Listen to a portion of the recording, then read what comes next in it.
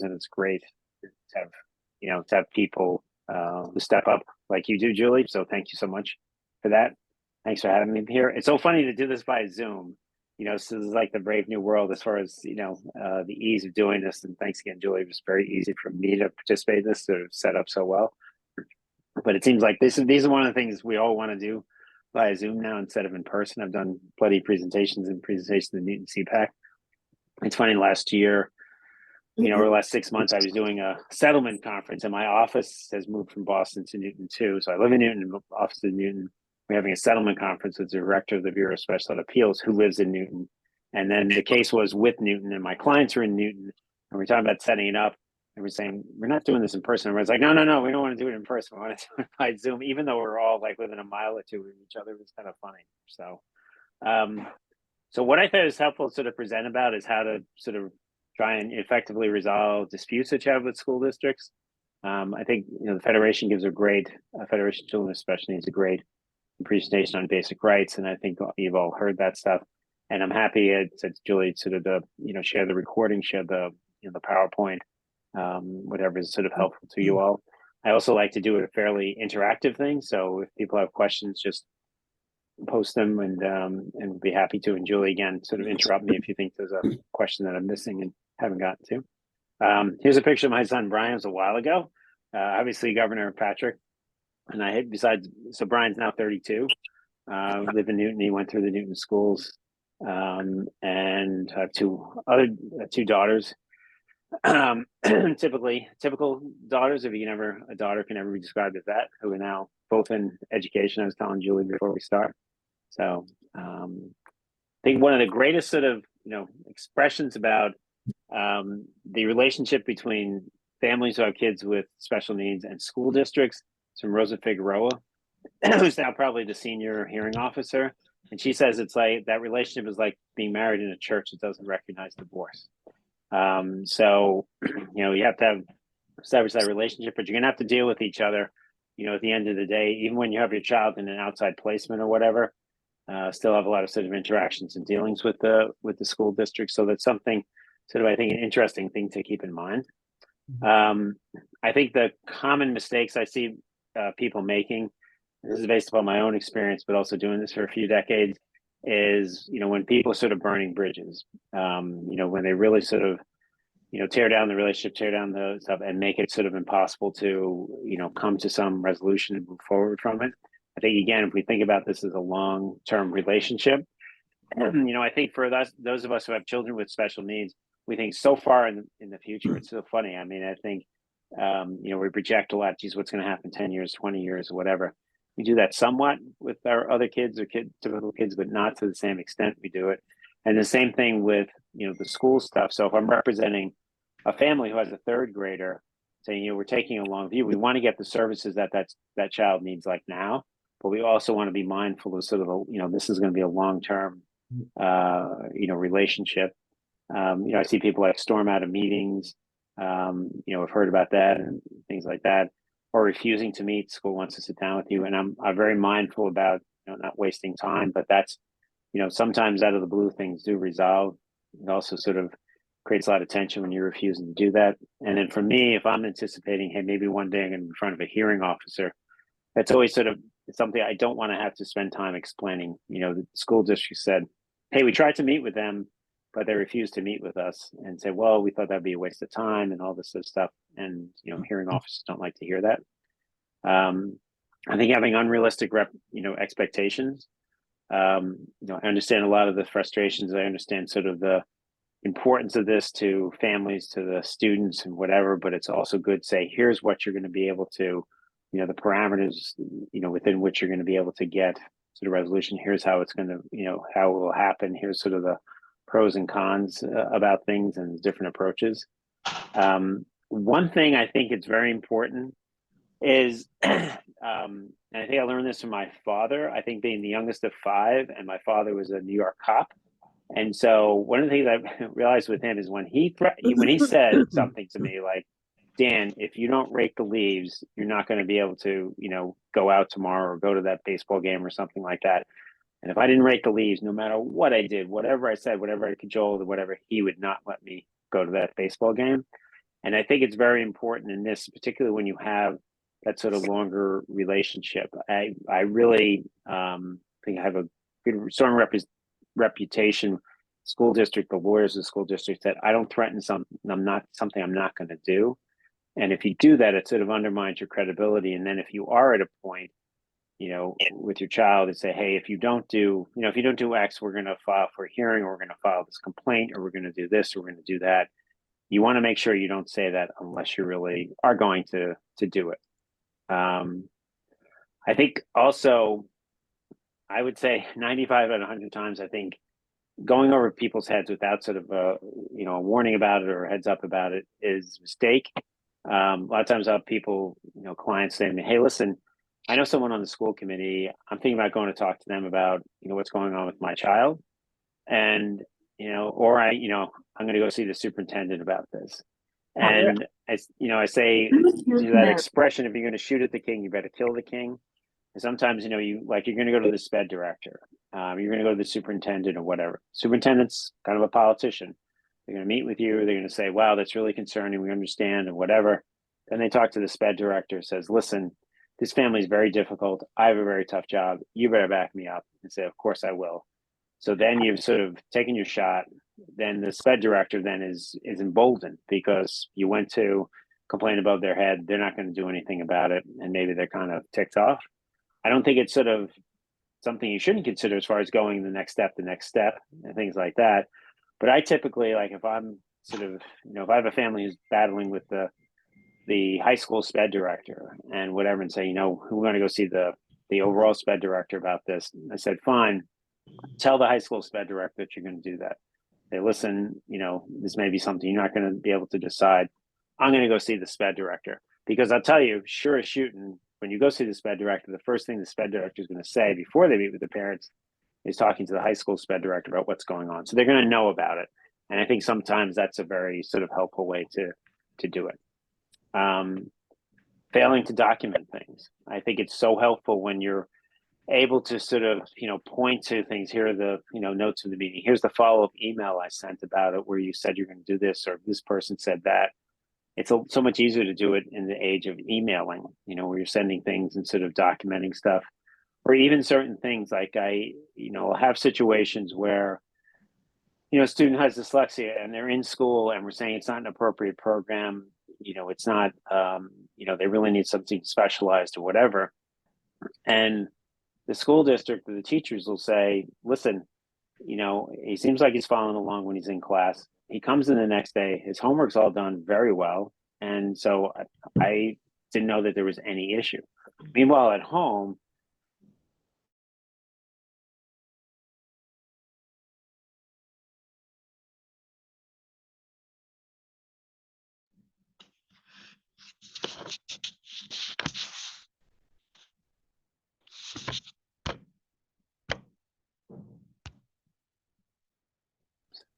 there we go.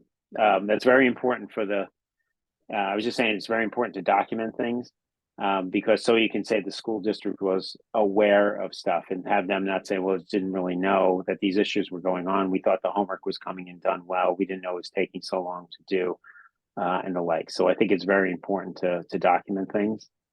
I think also it's very helpful to know who's for you and who's against you. Who are your, allies, and who are people who are, not? What's the different agendas of people? So if you have a student who's in a class and needs a lot of attention, it can be disruptive and the like, and the teacher seems very sort of opposed to your child, and say, okay, if that teacher has 23 students in the class, my student is taking up a lot of attention, for the teacher and whatever. So, you know what? They may be on my side if I'm pushing to get an 8 in that class, or if I'm pushing to have someone modify the curriculum, if I'm pushing for a behavior plan to be put into place. So that's, sometimes you can get people like that who seemingly are opposed to you, who might be, foes of you. Also, I see this particularly in discipline stuff where, you have a child who's in between classes, shove someone into a locker. They're sent down to the vice principal. Vice principal said, you shove someone, you're suspended for the day. And, you realize, or people in the know realize, that they were changing classes, about to go into the math class. The student is not good at math, and they're about to have a test that math class. They were kind of dysregulated. They pushed the student, behavior nobody wants. They pushed this other student. They got suspended, sent home for the day. The light bulb goes off above their head, and they're sort of realizing, you know what?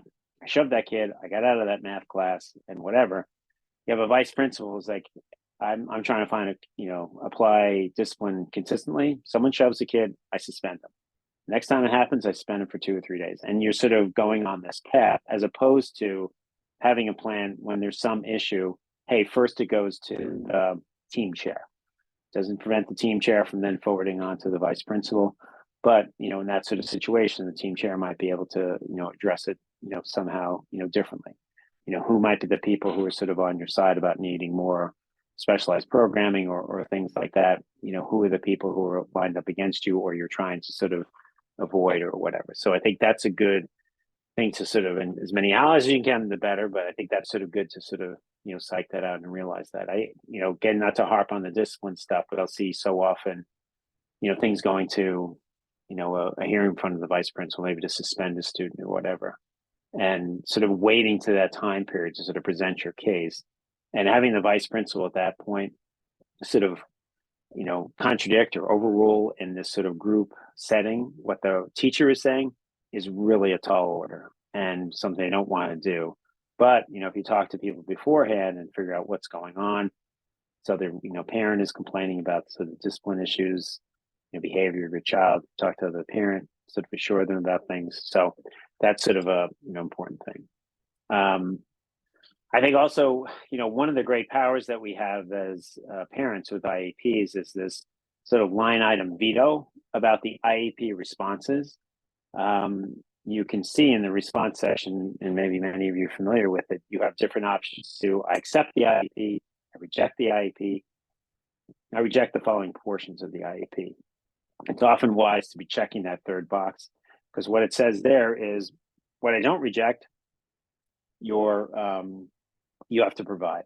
And sometimes it's just sort of noting it, sort of, hey, we reject that you're not giving my child speech therapy every day. So we're rejecting failure to provide 5 hours of speech therapy a week. Still means you're taking the 3 that they've assigned, and whatever. But, then at least you're taking some of the services and getting the best you can. And you can take, IEP has, 6 things you want, 3 that that are lacking, or 3 that you don't want. You can reject those. You reject the failure to provide it. They still have to provide the 6. It's meant not to be an all or nothing thing. You got to either take all of what the school district is offering, or reject some, or reject all of it. So the other issue for me, very few cases get to a hearing and get in front of a hearing officer, but I'm always mindful about how this is going to play out. And usually the stronger your settlement position is going to be, because the district is recognizing, hey, you have a strong position and you've built your, sort of a strong case for it. And that's why they're going to agree to resolve the case and settle the case. And, if I get in front of a hearing officer and they've, family has rejected the IEP, everything in the IEP, sometimes I have a hearing officer who's sort of thinking, this is kind of an unreasonable family, because you tell me there was absolutely nothing in that 30-page document that you wanted to accept and agree to. There's nothing in there. Everything is rejected. So it's something to sort of, consider. Same thing as far as, refusing services and not taking them, unless you think they are detrimental to the students. So you can think this is not really that helpful. It's kind of a waste of time. It's not really what we want, what's going to benefit them. I think still you should accept them, because again, so that reasonableness thing, maybe you get your child to derive some benefit from it. And then also, as far as sort of the reasonableness of your position or whatever, my child needs one-to-one speech therapy several hours a week. You're only offering group therapy, speech therapy. You don't think it's harmful to them, accept it. You can still maintain that they should be having the individual speech therapy. The same sort of thing too, if you're building a case, if I'm building a case with a child needing to be in a sub-separate program or an outside placement, I want to get as many services as possible from the school district. One of the places I see where this can be challenging is if I have a case where we're trying to get a residential placement for the students. So we're saying they need something more than the than the day, program, as good as it may be, and after school programming or whatever. And then we're sort of going mentally, they need a 24/7 program. And sometimes I'll have families and, they're not getting any home services in that situation. And I say that's going to be a challenge because it's supposed to be you're supposed to have the least restrictive setting, and you're going to have a hearing officer say, before I go to this position of sending this child where they're just going to be 24/7 with students with special needs, I want to have them, maybe stay in the community or whatever. Maybe I'll order home services. And I'll have sometimes from families say, we've had this revolving door of home service providers. We've had one, then the people quit, then the people, then they change agencies or whatever, then they don't show up, things like that. And I don't know that it's really doing much good. And it's not really what my child needs. And I'm sick of people in my house. And I can appreciate that because different people come into your house and whatever. And you're already sort of, putting so much effort into your child and child with special needs. But for building a case, you really should have to accept those home services and then accept the services. It's then further proof that that's not sufficient enough. So, all right. This is one thing I feel pretty strongly about. I'm very sort of frank with people about it. Same thing with my colleagues at my firm.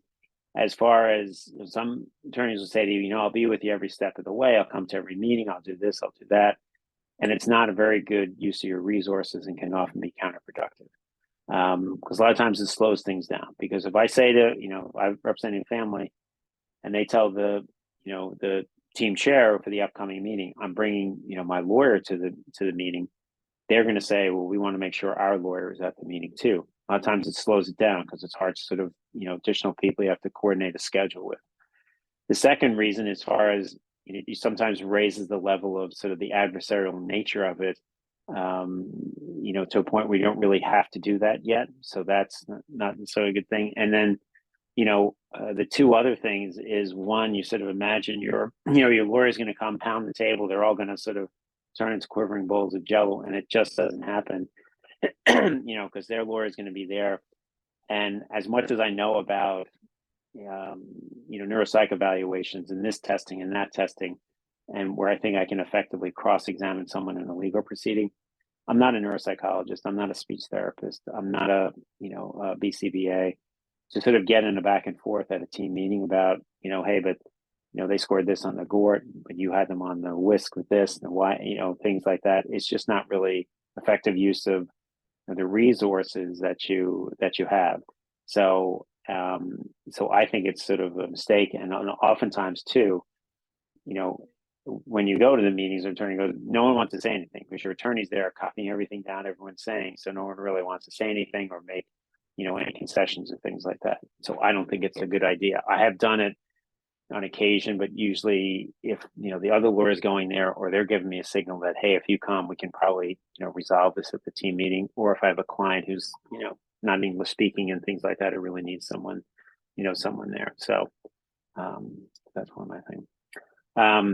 One of the things that'd be very frustrating is to sort of, with the school, when the school wants to do their own sort of observations, or if they want to do their own sort of evaluation, particularly when you've had your child evaluated by the world-renowned person in X at Children's Hospital, and they've done this extensive evaluation, you've given it to them. And the school district says, we have someone had their associate's degree 15 years ago, they took a course that touched on this. We'd like to have them do an assessment or evaluation or see your child. And you can say, that's bananas. We've gotten this great evaluation. You should really just rely on that. Couple of things, reasons about it. Sometimes when you let the school do it, also do their, their evaluation, their observation, a lot of times sort of the dispute drift, sort of melts away. Yeah, we see the same thing that your expert is seeing. As far as like observations, if a child's in a specialized program that you place them in, I'm not naive thinking that they're not going there to try and poke holes in the outside program. But sometimes they go and say, yep, it's a pretty good program and we're sort of satisfied with it. We've had bad experiences with that school before, but it seems like it's good for this child. So sometimes that's helpful. The other thing too is to be frank about it. If you get in front of a hearing officer and you want to present your expert and the district says we weren't allowed to evaluate the student, you'd have, the high likelihood that the hearing officer said, I'm not going to let the parents expert testify because you wouldn't let the school district, have their shot and let, them do their, their assessment, their evaluation. So here's, a couple of cases. These are cites to cases that are, in the special ed reporter. We do commentaries on our website. You can see the quarterly commentaries that we do on cases with official reporter from the parent side. This is sort of the citations for it. You can plug any of them in the website, or you go to the sort of state DESE website for the Bureau of Special Ed Appeals. And sometimes they're helpful to sort of see, again, you can read sort of the synopsis of the cases that we do. And again, saying here, and this is tried and true, and hearing officers consistently provide this, can't preclude a school district from evaluating a student or have them get them to rely on your own expert report alone. I oftentimes have cases where, the district has agreed to look at outside placements for a student, and you have a particular placement in mind, and the district wants to send packets out to other placements in addition to that. And, here where you sort of want to limit the sending out of the packets, no, we're not going to agree to that, not going to agree to this one. It's a problem for a couple of reasons. First of all, tactically, sometimes say there's 5 places they want to send it out to. This is the one we're interested in. So we don't want it going out to the other 4 or some of those. If you sometimes send those packets out, some of those places will take themselves out of the running anyway. They say, we don't have any openings. We don't think we're appropriate for the student after what we've, looked into it more closely and heard about. So that, in some ways you're, sort of avoiding just having them checked off the list without having, you having to sort of prove your case about it. The second thing is districts can always send a redacted version of the records out and, have the placement say whether or not they would take them. And then, other times you send the packet out, you get more of sort of an insight into why those programs, why they might not be appropriate. And maybe also sometimes you'd be convinced, otherwise of that.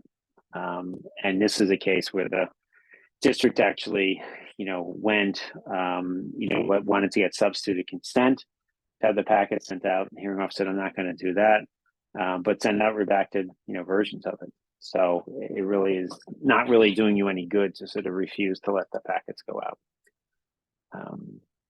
You have any questions or just chugging along here? So again, don't hesitate to interrupt or send a question in the chat. Parent participation is a key thing, something we really fought for. A lot of the federal and state laws about special education. And there's so many areas where it's provided that you have parent participation. You're supposed to get notifications about things, about meetings, about testing they want to do, about changes they're proposing, things like that. When we talk about team meetings, the parents are a member of the team. So they're part of the special education team. And there's a number of places for getting parent input into the IEP. Part of the process, as it's supposed to go, is you have sort of a back and forth and team meeting, and together you're sort of drafting the IEP. There's certain portions of the IEP, like the vision statement and the parent's concern, that you have full control over what goes in there. And then there's provides for different responses that you can make to the IEP. Again, so it's pretty broad definition of what the team is defined as. Who are the members of the special education team? I think as far as student participation in the IEP process, I think that's obviously a parent's decision, and I talked about it, I advise parents about that, but at the end of the day, I let them make the call about this when their child is a minor or they have guardianship over the child, because they have a right to do that. You can decide, hey, is this going to really be problematic to have my child come to the team meeting? Is this a good thing for them to come to the team meeting? I think typically with my son Brian, we'd have him come to the team meeting, but then excuse him for certain portions of it. Either something sensitive we didn't want to discuss in front of him, or we were having a disagreement with the school district. We didn't want to necessarily be part of that discussion. That was our right. Usually we had sort of cooperation about, that. and you can decide whether or not you think it's a good thing, whether it's an empowering thing, whether it's something to be detrimental. When students are approaching the age of 18, they're given notice that they can have the authority to make the educational decisions once they turn 18, unless they're under guardianship. They can cede the authority to the parents and let the parents decide it, or they can agree to share the authority with the parents. When they cede it, when they agree to share it, they can always sort of revoke that. So obviously the best thing is to make sure you're on the same page with your child, with the student, because you don't want to be in a position where you're sort of contradicting each other. Sometimes I see this as a problem where you have a 19-year-old, you're still saying that they need services. You're fighting with the school district about that, and the school district at the meeting is saying, "Hey, John, wouldn't you like your diploma? Wouldn't you like a diploma?" And sort of move on and not have to deal with this, whether that's sort of undermining the parents' position there. So I think it's obviously best to sort of have the child on the same page with you and understand sort of what's going on. So I think positioning yourself for dealing effectively with the school district, you want to make sure you have what the school district has, that you obtain, all the relevant records. When families are retaining me, I ask them, send me all the records that you have, from working with a high school student. I don't need to go back to early intervention or things like that. And I will, send out a request when we sort of start working together with your authorization to get a full set of the records, because I don't want the district to have something I don't have. I don't want to sort of press my case with them and have the attorney say, "Well, did you see that report from the BCBA from last year?" And so, well, no, because that's knowledge is power, and I want to be in that position. So, obtaining all the relevant records, keeping them organized, and they can be very sort of challenging.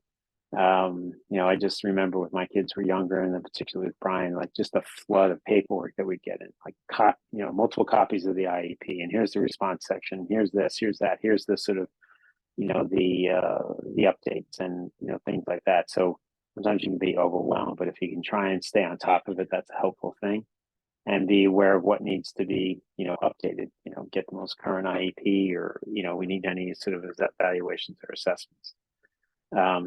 I think educating yourself about the process, again, sort of knowledge is power. Again, sort of being realistic about what the expectations are.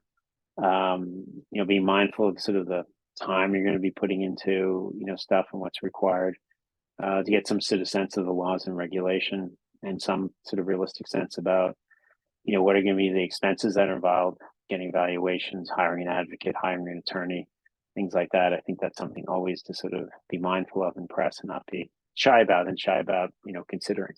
So, let's see. So I think, the question sort of the thing, what do you do if the school refuses to give you records, for example, the IEP performance data? So in Massachusetts, something that's helpful is that the definition of what is a school record is very broad.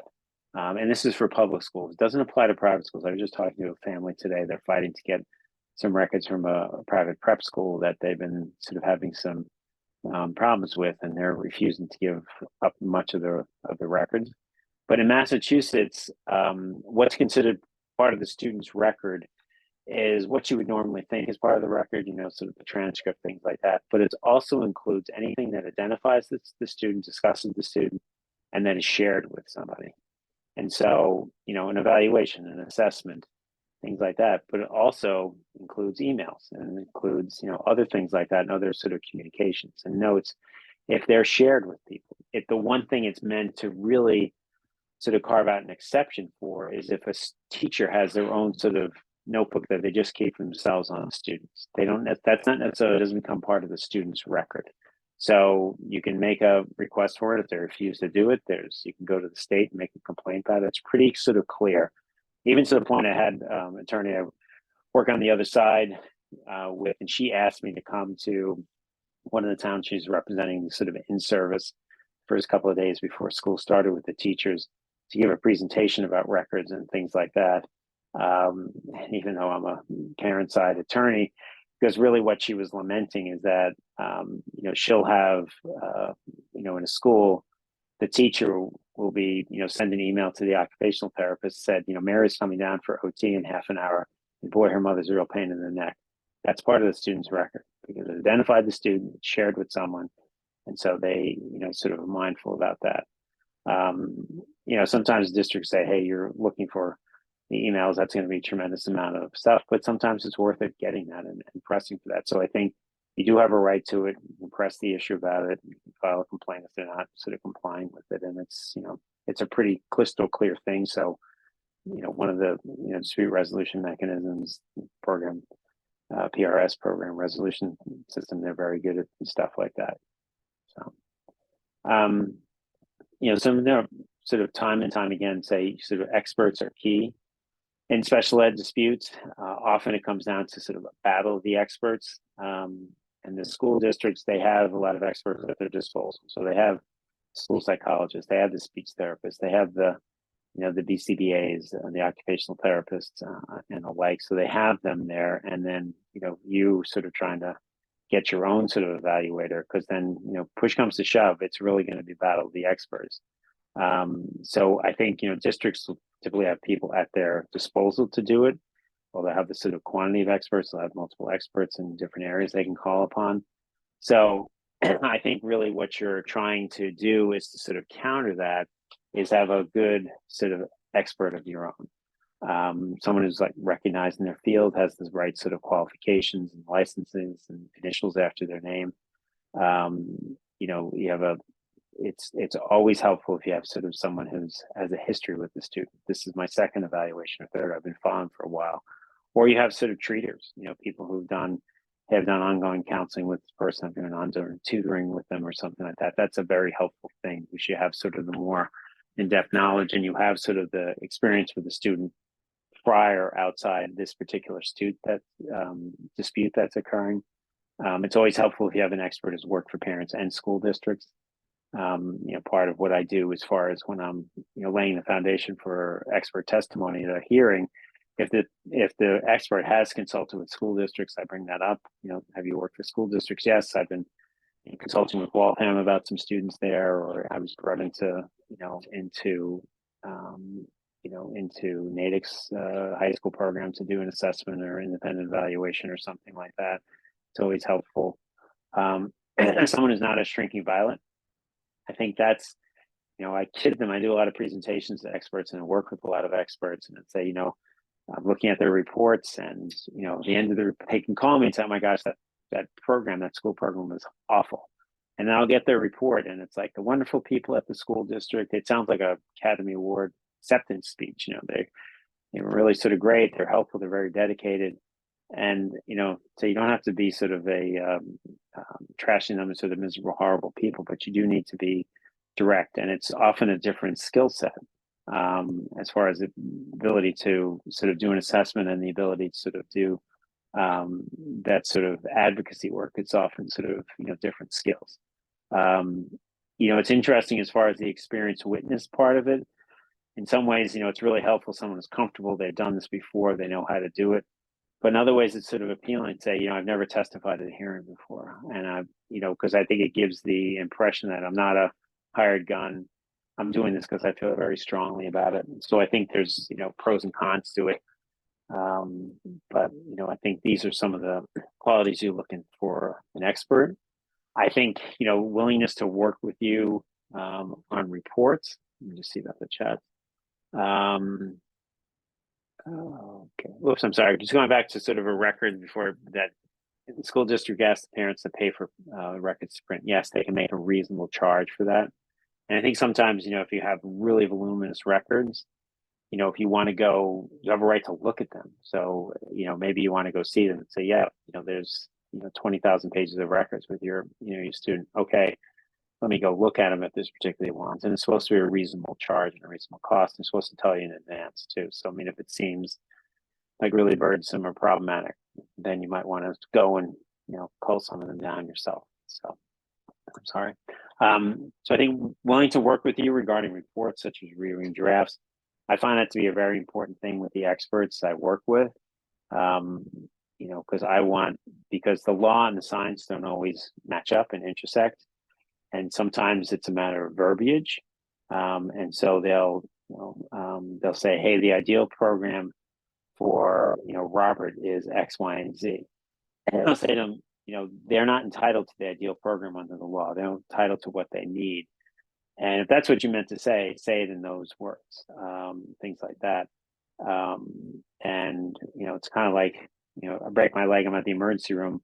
Orthopedist comes and says the ideal treatment for this is 6 to 8 weeks in a cast and not weight burn, and then go from there. And I say, okay, well, what are my other options? And they look at me like I have two heads. Well, if you want to use your leg again, that's what you need to do. Okay, well, that's not the ideal treatment. That's really the necessary treatment. Sometimes it's that. Sometimes they're in a private placement. They're not making progress. They didn't make progress in certain areas. Can you explain that a little bit more? Also sometimes just sort of stating things explicitly, because I'll have a family say, hey, we have a strong case for residential placement. We put our child in a residential program. The expert was backing it. I'll look at sort of the 25-page report, and I don't see it sort of stated plainly, explicitly there, this child needs a residential placement. I say, well, I did mention, stuff here and then things about that and why it would be helpful to reference. I said, you know what? You need to just state it, sort of plainly, if that's your opinion. And if not, I think the experts I work with know me well enough. I don't want them to say something not comfortable with. I wouldn't want them going out on a limb. It's not going to be helpful for me, helpful for them, helpful to the case. But, I may sort of raise issues, push it. What do you think about this, that, or the other thing? And it's important to sort of, make sure you have that dialogue, because once the report is written, you can't really, you don't want two versions of it floating around. You don't want to have sort of changes, and so that's, it's obvious why the changes were made, for the program. Sometimes I have with experts, and I find this particularly about sort of residential placements or outside placements, where, and I'm just dealing with a family about this now, the experts say, I really think this student needs a residential placement, and the parents don't want it. They don't want that, and I can respect that. They don't want that. They don't want to send their child to a residential placement. And sometimes I've had experts who then sort of remove that from their recommendations. And I find that very problematic for a couple of reasons. First of all, if that's your recommendation, it's your professional opinion, you should make it. Same thing as, hey, I think you should have this heart surgery. I'm not going to have surgery. So you wouldn't have a doctor say, okay, well, I'm not going to make that recommendation for it. We'll treat it medically. We'll treat it with medications and things like that. But I'm still going to have the recommendation that you have the heart surgery. And so things like that, because then oftentimes, like, first of all, down the line, 6 months later, say, yeah, I really do see it. Yeah, they need a residential placement. Well, what is our expert going to say? I thought that 6 months ago. I didn't put it in the report because the parents didn't want it. Now I do believe it. That's sort of a big problem.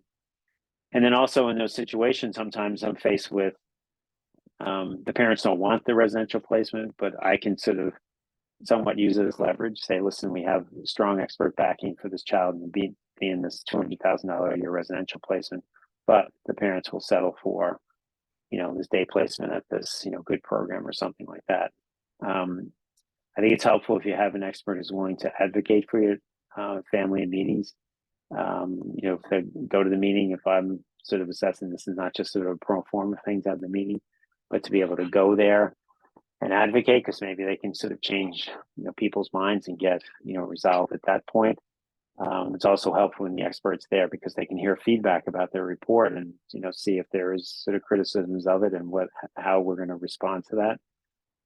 But I also think it's very important to have an expert who wants to, who's willing to, as rare as it is, but willing to sort of be a witness at a hearing. Some say, I don't want to have anything to do with that. And it's good to know that up front, because if you're battling with the school district, you get this assessment in the district, you don't want, if you're then going further on it, to have to get someone else and switch horses because this expert doesn't want anything to do with a hearing. And someone has some sense of understanding of legal landscape. I respect their expertise. I think they respect my expertise, but it's helpful that they have some knowledge of my world as I do of theirs. So, a couple of questions in the chat.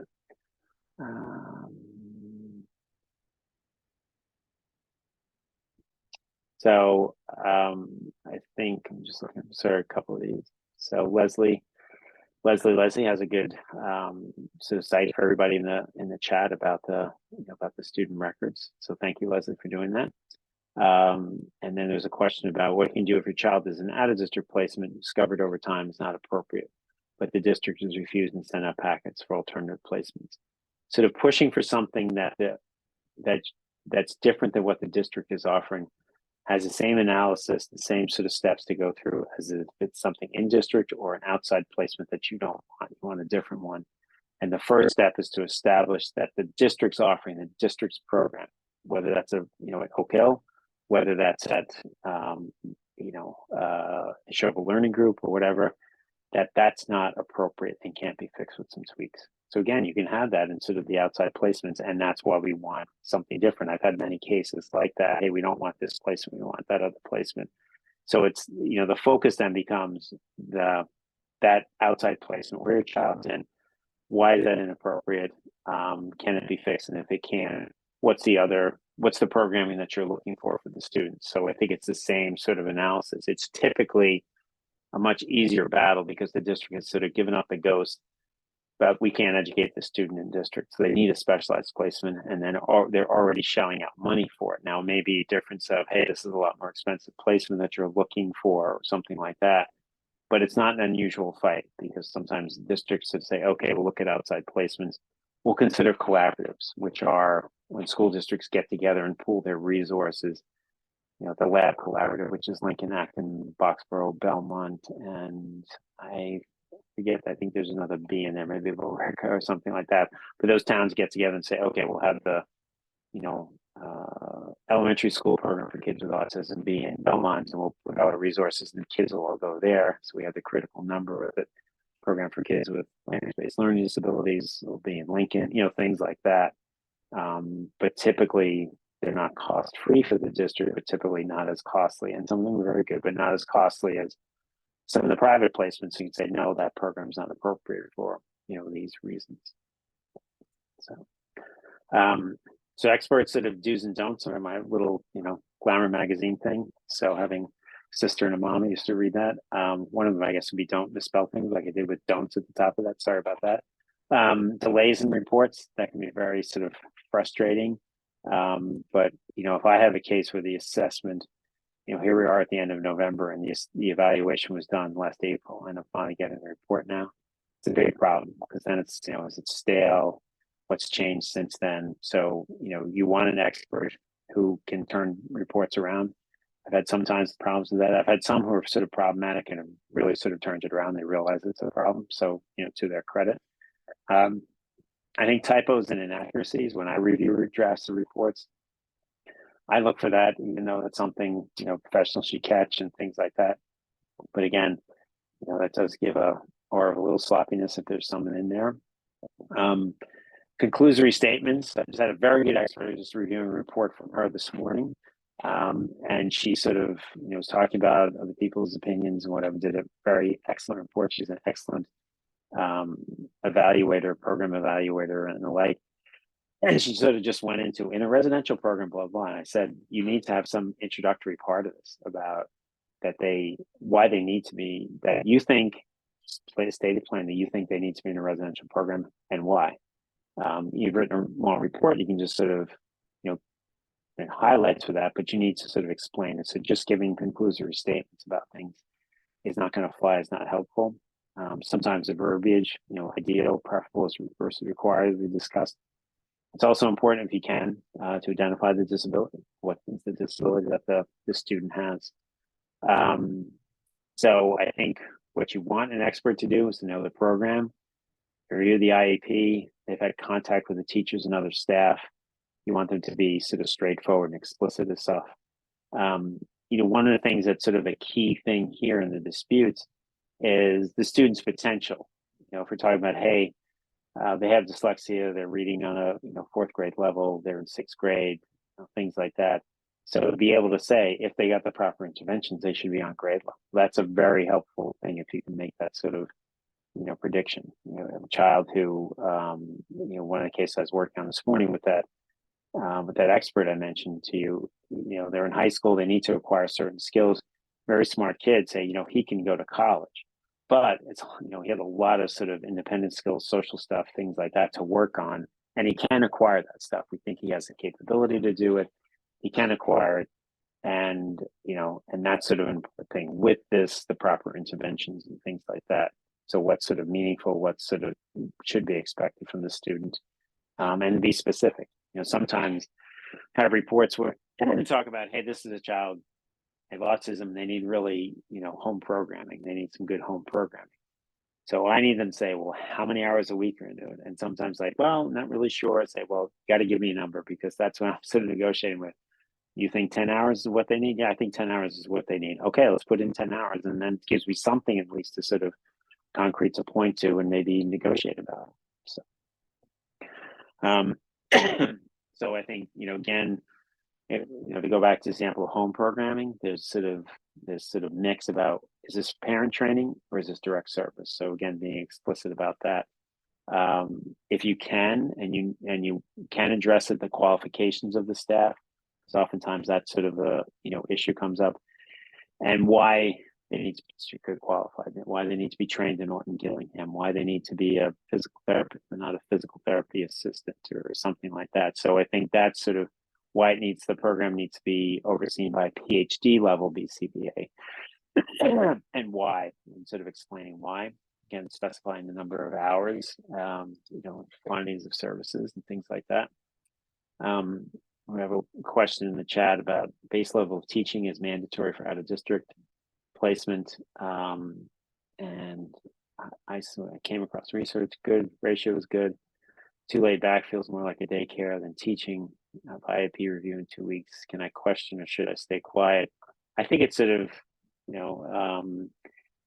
whether or not with the outside placement, whether or not you want to do things like offline with them and then outside of team meeting.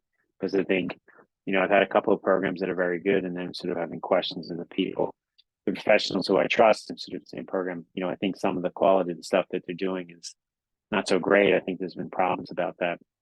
I don't necessarily want to have that dispute play out in front of the school district. If the school district's funding, or the school district, or trying to get the school district to fund it, and you think they might pull the funding or pull the kid back to the school, or fight it even harder about getting funding for the outside placement. So to see, I have a couple of cases where I'm having the experts, go in, the program evaluators, and then meet with the school, try and improve the program, make suggestions about that. I think that's oftentimes a better approach to it, if you can, if they want to engage you with it, things like that. If you want to hold on to the placement, you don't want to, sort of undermine it and the like. But of course, if you want to undermine it, whether or not, again, assessing people to be on your side and saying, the district will be on your side, hey, we're paying for this. Because sometimes you have situations where the district is paying for an outside placement, and if you're thinking it's not good and they're not really doing what they're supposed to be doing, the district might be willing to sort of say, hey, we want to get value for a dollar. This is our student. We want to make sure this is sort of good programming. If it's not, do you want to bring them into it? Can they be effective about putting some pressure on the private school? If you think that's appropriate, because sometimes I have kids where there's really no other option for them with that. But yeah, so you do want to engage the public school to put some pressures on it. Or are they going to help you brainstorm about, finding a different placement? It's very important that I think that the expert have experience with the relevant disability. One of the cases I cited, this Brookline case, was a case I did. I went all the way through the hearing with Brookline. And I think it was, I'm going to talk about cases that I heard held in, but I think it's a very sort of instructive case about the use of experts. And this case involved a family where the girl who was in the public schools, so hadn't been unilaterally placed, and she'd been in the program for 3 years in the public school in the Brookline schools. And the proposal was to continue her on with that. And she had autism, she was nonverbal, and she had intellectual disability. And Brookline pulled out all the stops in sort of fighting this case. Besides sort of the in-district experts, they had 2 outside experts, a professor from Boston College, and then a neuropsychologist, Nami Turk, who's very experienced neuropsychologist, worked for a lot of different school districts. And this was her 8th or 9th hearing that she had testified to, so she's very experienced. And we had very good experts on our side, and our lead expert was Lisa Nowinski of the Lurie Center. She's the lead clinician at the Lurie Center. And there was a big difference in the case about the students' cognitive abilities. Both experts had said that had increased, which is a fairly unusual thing, but we had their cognitive abilities increasing significantly more than the public school did. And the reason why that was important was because she was not acquiring adaptive skills at that same sort of level. And we said it's not an intellectual disability, she's not acquiring it, where her intellectual ability is higher than her adaptive skills. What's interfering with that must be her autism. So she needs to be in a specialized program for students with autism. But the district said her intellectual disability is more significant. And the advantage in this case, again, they had experts and district experts, outside experts, two experts that they had. But what I was able to say is Nami Turk is a very good expert, and I've had her on other sides in a bunch of cases, and she also steps up when she thinks the student needs a different placement and things like that.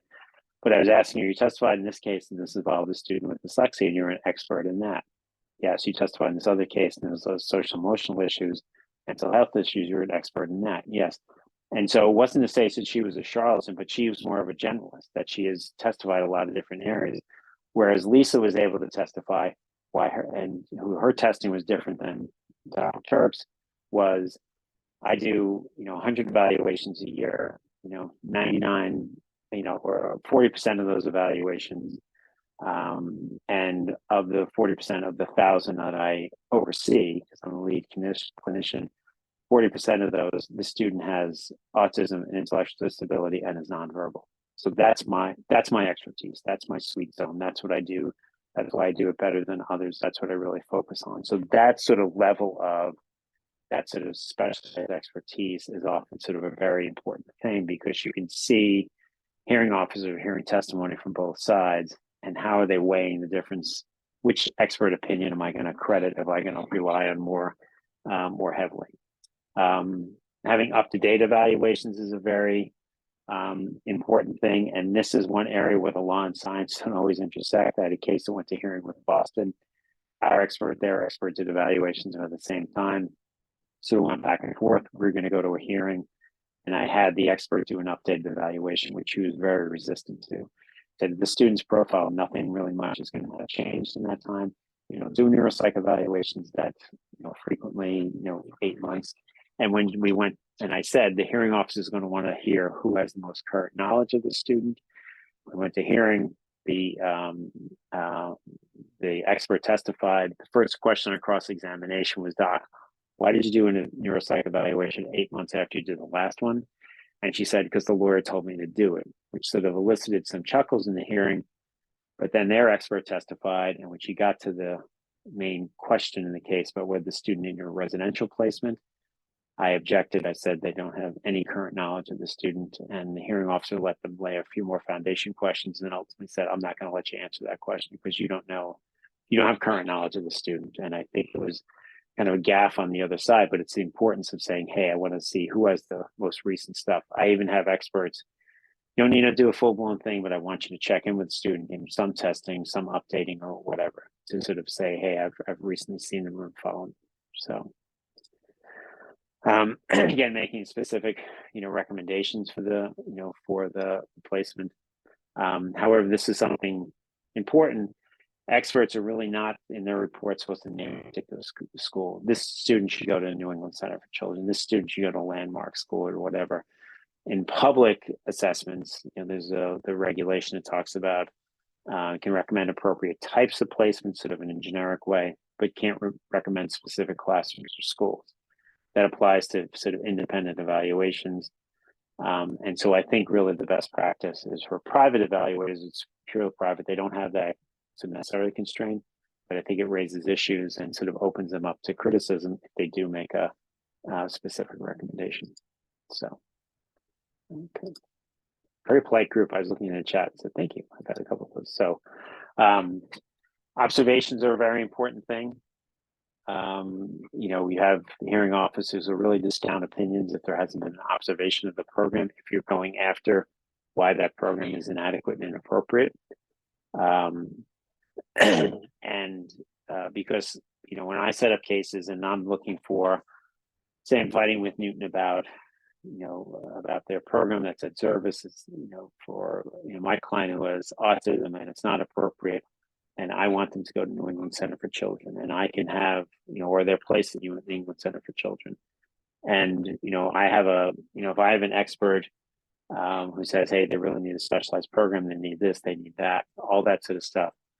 I don't want to just rely on that, because if I go to hearing and the first part of my case that I have to prove, that's the burden for me to prove, is that the service program is inadequate and inappropriate, I don't want the first question on cross-examination to be, doc, this program you just trashed at service, have you ever actually seen it? You see the students in it, you talk to the teachers in it. So I have experts say, listen, I've been to that program plenty of times. So you need to go back with this student in mind, or if the student is in the program, serve the program with the student in it. Even if you're saying, hey, listen, I know it and whatever. Or even when I have cases where districts offering a day placement, or say they very much need a residential placement, I still want you to go see the day placement, because it's just going to end, credibility to your opinion. So we had a question there. I'm sorry. So you want an expert who's going to testify at hearing. It's a lot easier now. You used to always want experts to testify live when you have these sort of in-person hearings, but now everyone's so used to it, and many of the hearings are still, via Zoom. So I think that's, not a problem, and just makes it a lot more sort of convenient, lots less expensive for, families to have an expert testify. Trying to think if I lost some of the connection here or whatever, so I don't see the chat stuff. But Julie, if there's any issue, you can send me a text or something like that. Independent evaluations are sometimes ways to sort of things that are here. Chat's back. Sorry. Thank you.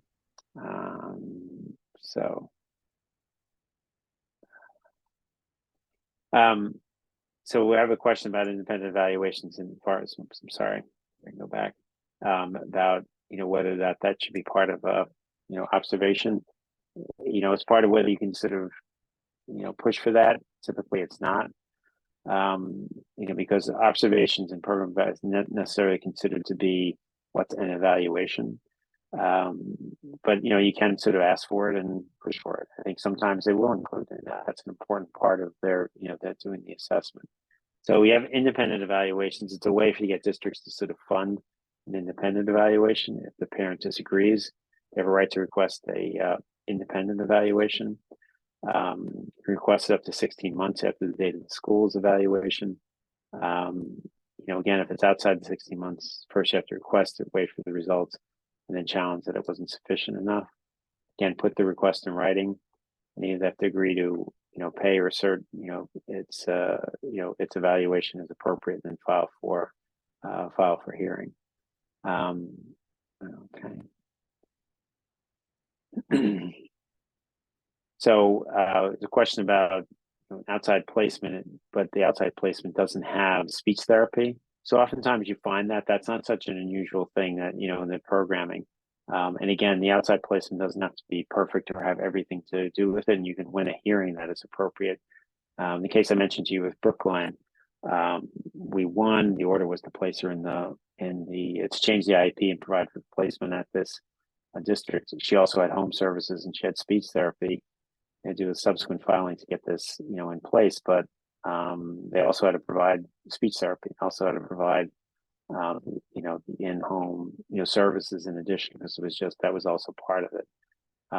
Sometimes the district, if they're willing to do the placement, I'd say, we'll do this placement, but if you, agree that we don't do home services, or, gets private speech therapy, it's up to you whether, in assessing the case, whether you have to sort of settle for that.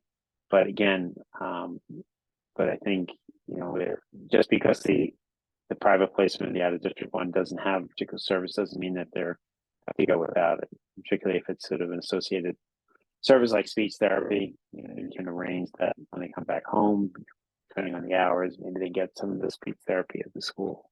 It's a little harder to do, and schedule-wise and whatever. So for an independent evaluation, there's a sliding scale. They set rates for the independent evaluation. Something that's peculiar to Massachusetts, that's not in the federal regulations, is something called an extended evaluation, where If you agree that the student can go to an extended evaluation, which is usually a 45-day, like each school week evaluation, it's often sort of a way for the district to get an intensive look at a student by some outside provider. Now they can have extended evaluations within the school. Excuse me. You can have extended evaluations within the school, but typically it's sort of like, okay, we're going to try this student at such and such place. They'll do an extended evaluation at Perkins. They'll do something like this. And the vast majority of times when I've had this in play, the dispute resolved because they go to, if they do the extended evaluation and that's been a sort of appropriate placement for them, then they will, oftentimes, oftentimes they'll just stay in that placement. And so, if I have a situation where the district is offering an extended evaluation, I'm almost always advising my clients to take it, even if I think we have a strong case for a permanent placement, because I say, we can file, we can go into litigation. By the time we get in front of a hearing officer, even for a preliminary, hearing, the hearing officer say, "Dan, why didn't you agree to extended evaluation?" We would have known by now, whether or not the district would agree to it, what would have been the outcome of that extended evaluation. The one thing is that you don't have state put rights to it. So if you agree to an extended evaluation, you've been pushing for placement at, in a Neshoba learning group, and the district says, we'll do an extended evaluation there. Great. They go there for 8 weeks, and the district says, we don't think that's the appropriate place. We want to pull them back. You can't sort of say, no, you got to keep them there until we resolve it. So that's one thing to be aware of. So sometimes when I have extended evaluations, I have a sense that might be disputed, that I'm pushing for a meeting like ahead of the end of it to sort of say, what's the story? What's the, give us a heads up about how this is looking. So yeah, I think I've sort of repeated this portion, excuse me. As far as, the observations, as far as the restrictions of it, when we pushed for this law to get passed, and it was great. We had so many fights with school districts about observations. Yep, you can come, but you can only come for an hour. I had one where they wanted to have them sign all these things. They had to agree to, they wouldn't let them in unless they agreed to give them all their notes. Sometimes you can't take notes. Sometimes, I had one where they wanted to fingerprint the person before they came in.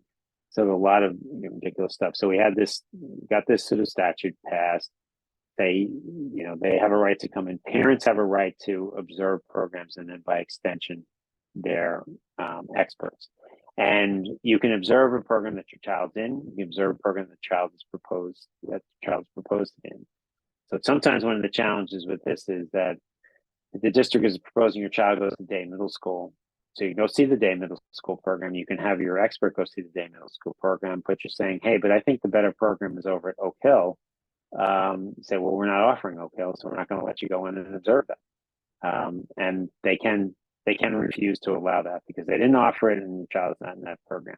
It's rare that something like that happens, but these are the only 3 things that they're really supposed to sort of restrict the evaluation. The program evaluation on. And, sometimes, it's all about being sort of reasonable. When this got passed, people saying, should we get regulations to be more specific about it? And I was opposed to that because I think, it should just really be depending upon the circumstances and the child. And you have some experts say, I just need to see these 3 classes. Some say I need to see a full day. So, one size doesn't fit all. Some of the pushback you get from the school districts is, can't let you into that class because there's other students in it and there's privacy issues. So usually the pushback about that is, and about a lot of things is, are you letting other parents be, chaperones in that class and, come in for royal reader in that class? So other parents are seeing the other, kids who are in it. And are you also, sometimes you have outside consultants coming in. Are they seeing that, program? So a lot of times that sort of fades away. Oh, you can just come in for an hour. It's written in our handbook.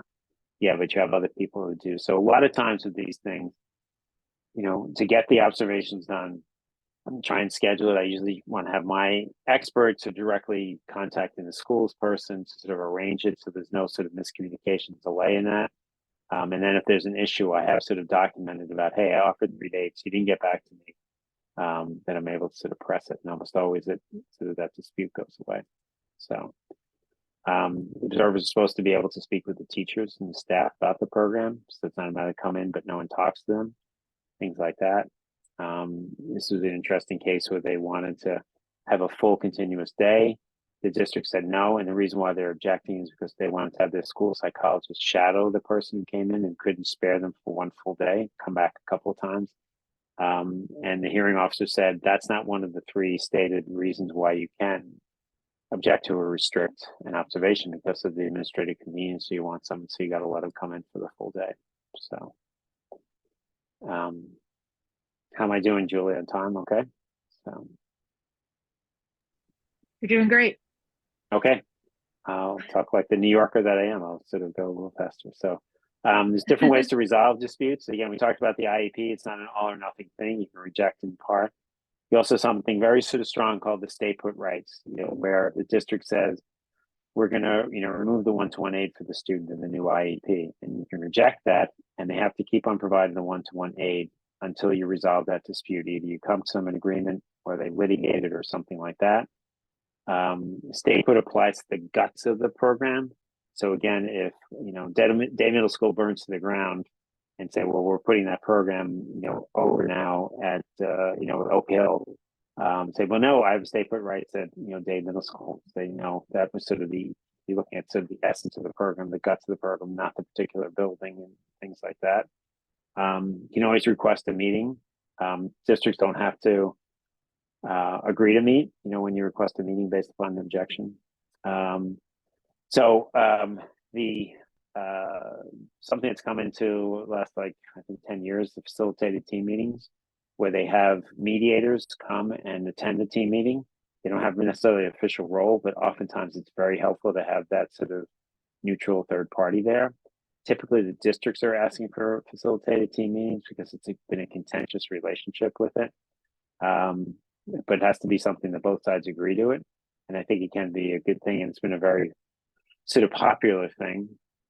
And I don't know why this is coming in like this. I think I had my daughter animate this for me when she was like 10 years ago, and I haven't been able to sort of change it.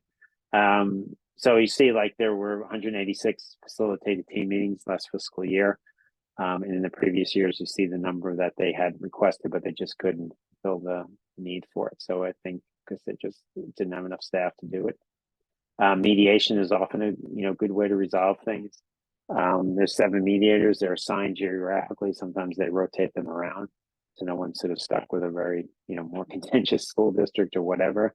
The sort of success rate is based upon, at the end of a mediation, is there a written agreement? I think that's a very good success rate. You wouldn't want it higher because then you'd be suspicious of it and just sort of saying, the mediation agreement is we agreed to disagree and that we'd meet in 2 weeks, and not really resolving anything. There's a range of the mediators as far as how aggressive they are, effective they are in different districts, so you can get sort of a sense of the mediator. I'm usually someone, hey, if someone wants to negotiate, someone wants to sort of talk about resolving a case, I don't see the sign of weakness that I proposed at the time. So always sort of, we'll listen to whatever proposal we want.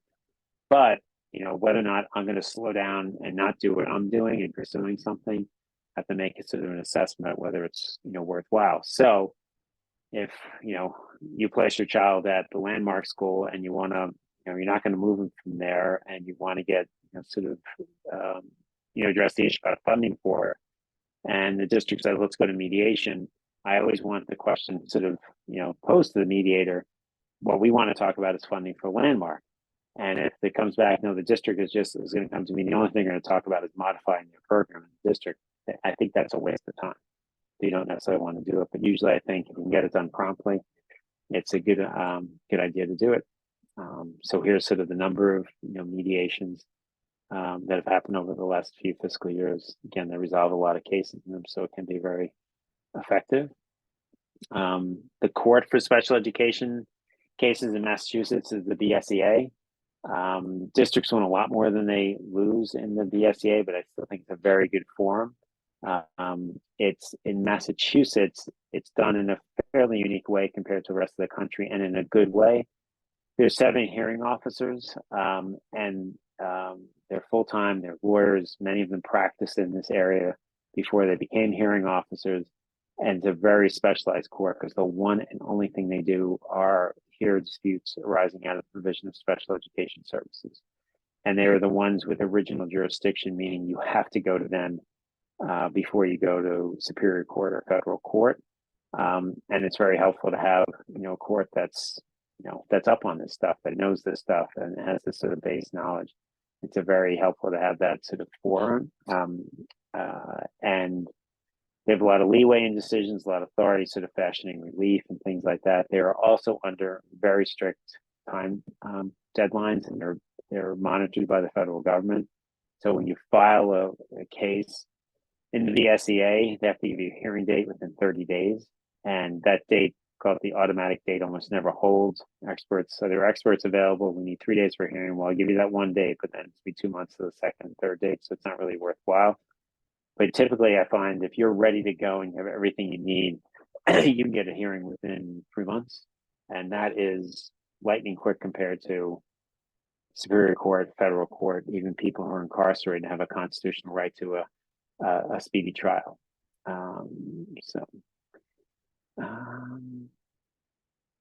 Okay.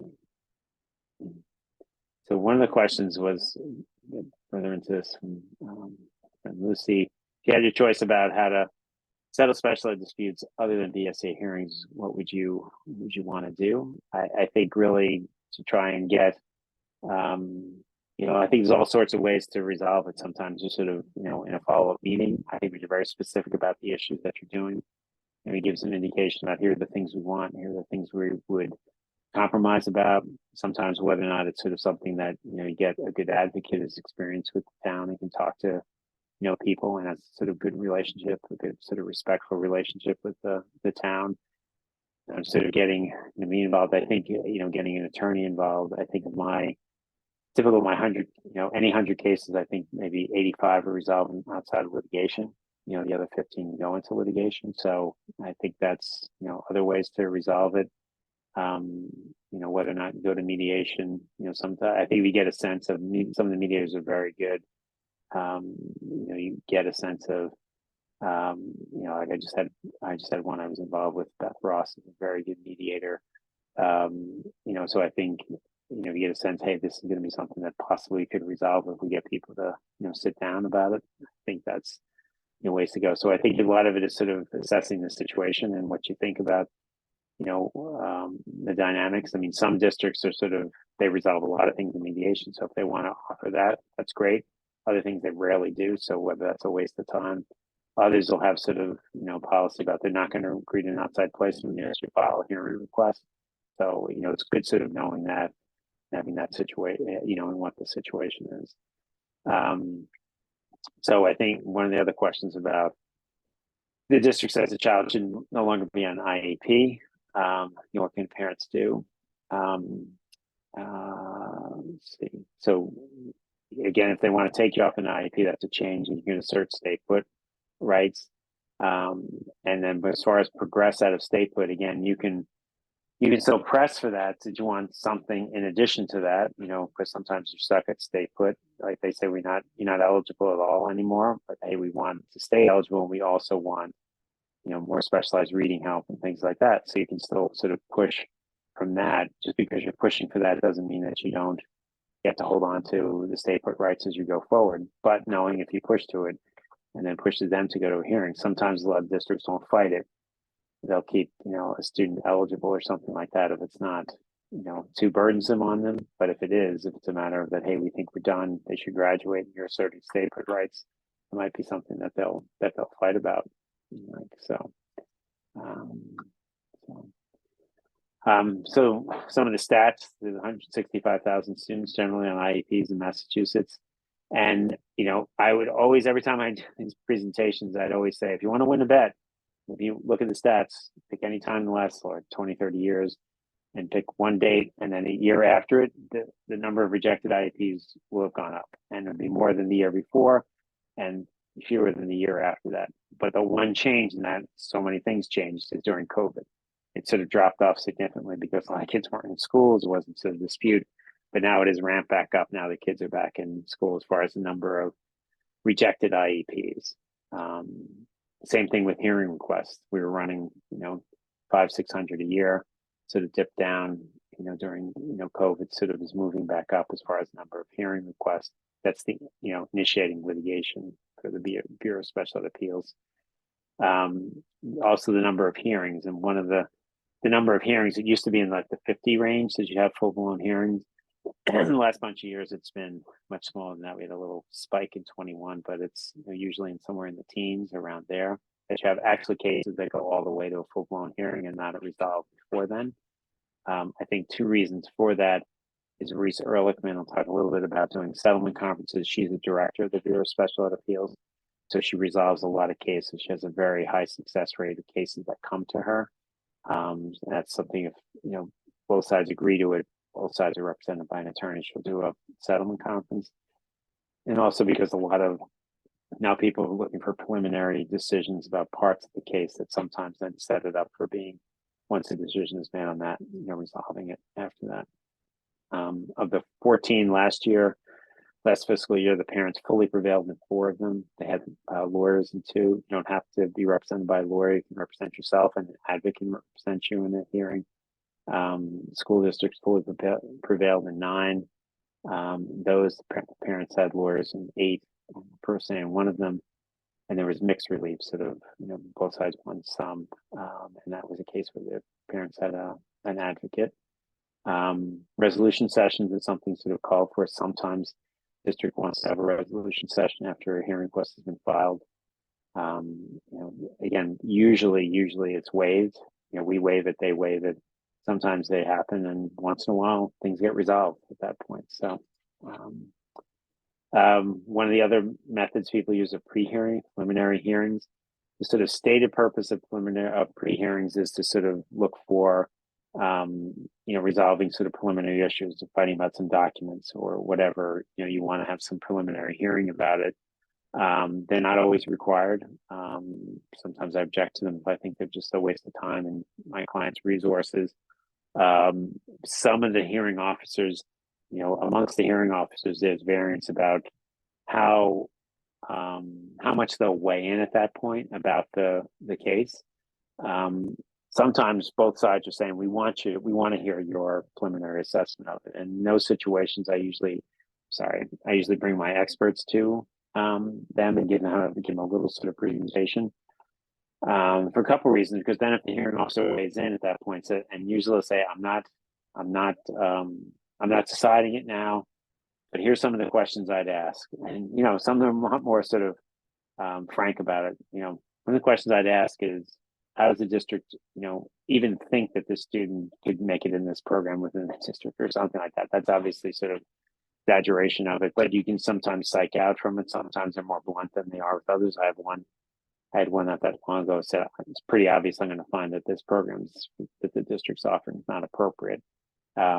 Sometimes they're suggesting sort of relief, but they don't want to get too deep into it because they don't want to be accused, oh, you prejudged it before you heard the full hearing. But sometimes that can be very helpful in getting cases resolved, because this is the person. There's no jury trials in the BSEA, and almost always from when you file it to the end, it stays with the same hearing officer. So this is the person who's actually going to decide it. Then jury trials where judges have said to me, Mr. Heffernan, I think your client should take X. I'll say, I know you have a lot of power, Judge, even in a jury trial, but we're going to keep on going, see what the jury has to find here. This is the person who's going to decide it, so you usually want to pay close attention. And they, often say, I'm ripping off all my notes, so I'm going to forget about what happened at the pre-hearing. But it's hard, sort of knowing human nature, to do that. Again, settlement conferences, usually a day long. They're kind of like a mediation. Reese Ehrlichman, very well prepared, very skilled at these. She settles the vast majority of them that come, in front of her, and the like. And I think this is why a lot of the number of hearings have not happened, has gone down, because she's resolved these cases. I think, it's a pretty sort of exhausting, but much like sort of thrilling experience to go to hearing. Like going to hearing, I like doing trial work, things like that. But sometimes it doesn't settle the case once and for all. I've done plenty of commentaries, and you'll see some of the commentaries on cases, where the hearing officer starts off their written decision by saying, this is the 4th time these parties have, litigated, issues. A lot of times they sort of, keep on litigating. I think it's still true that settlement begets settlement, litigation begets litigation. But sometimes, you're forced into a situation where that's what you have to do. So there's statute of limitations to your rule as far as, if you want to bring claims about didn't provide services, or if you unilaterally replaced and you were going to get reimbursed for it, you have to bring it within 2 years. I think it's important, if you have the ability to sort of get other agencies to provide services, it can't hurt, like DMH or DCF, DBS at times, beneficial.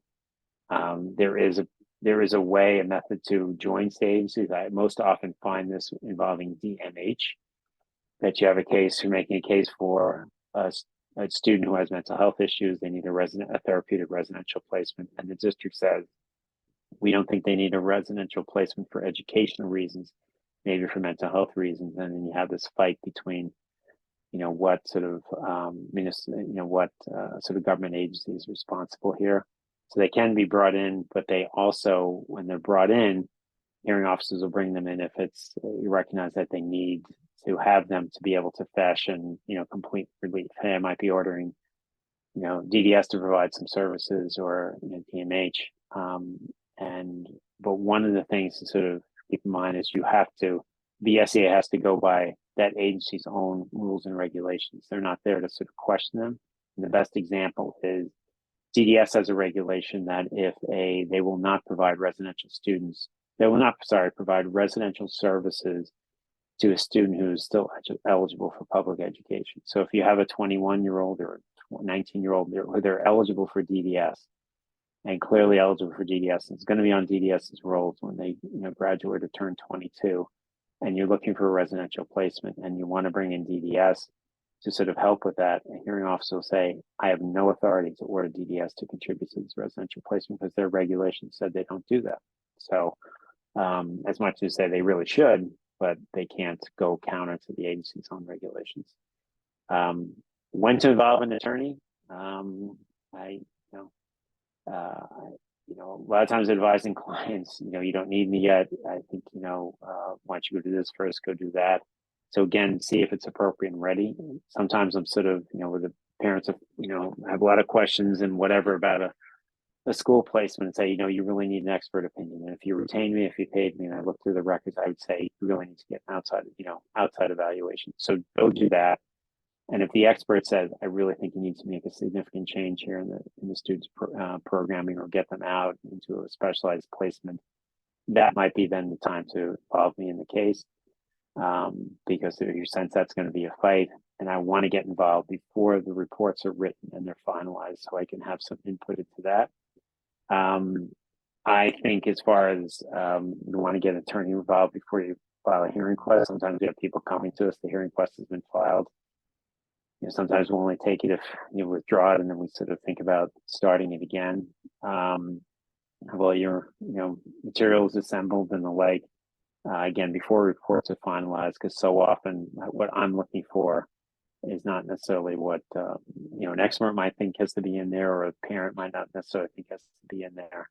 I think it's important to go along sort of parallel tracks as far as looking for outside placements.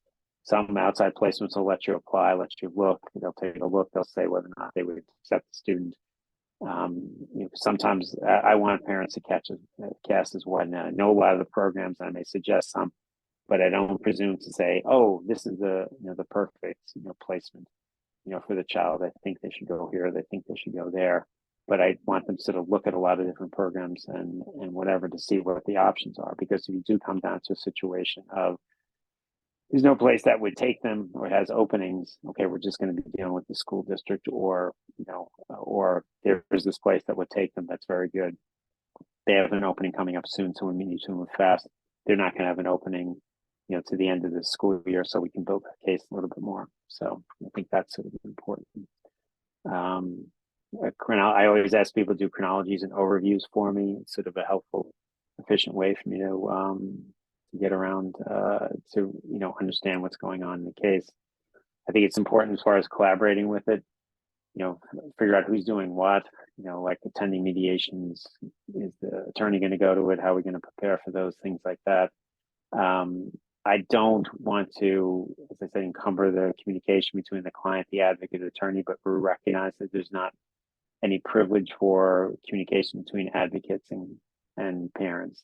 And if you include an advocate on communications with a lawyer, that's no longer privileged communication. But again, I don't want to undermine it, but just sort of be mindful of that. I respect the parents, and the parents sort of input in each other. I'm very sort of upfront, and I think, anyone that's interested in hiring an attorney, what are the costs going to be involved? What's, how much is this going to cost? Because I think it's important to know it going in. I don't want to have a situation where clients like, oh, geez, I had no idea, and I don't want to pay your bill, or this is really sort of a problematic, the bill that you've sent me. So I want people to know upfront, and I give them a heads up, monthly bills and things like that. And then also I want them to be mindful of, okay, here's what I think. I assess our chances are. The district is offering to pay, 75% of the cost of the placement, for, 3 years. I don't, I think you can push for a stronger deal. I think we push ahead about that. But hey, if you're fine with that, that's your decision. Also saying, hey, I don't think that's, I think that's, plenty, or I don't think that's enough. So again, I'm not shy about making recommendations. Here's what I think as far as the chances of you prevailing. Here's what's going to cost to sort of, go through and fight and continue the fight. And, whether or not it's worth sort of that after that assessment, whether it's worthwhile participating. Again, I'm talking about sort of things that are privilege or whatever. I think when you reject an IEP, it's good to sort of give a detailed, understanding of why you rejected it. So I'm going to stop sharing. There you are. Julie, you're the star here. So, okay. So here we are. So, I don't know if any other questions. If you have any questions, Julie, or any sort of comment or things like that, or no, we're so grateful to you for coming. Thank you. That was incredible and so informative. Does anyone have any questions for Dan before you say goodnight? Going once? No, you don't have to, but if you ever want to follow up, shoot me an email or whatever, or just, give me a call. I'd be happy to talk. I see it's a very important community to me, both in terms of what I, having a child who has a disability, but also this is my, home area and the like. So, so please don't hesitate. And thank you again, Julie, so much, and hope to see you all again. So, thank you, Dan. Okay. Have a great evening, everybody. Good night. Good night.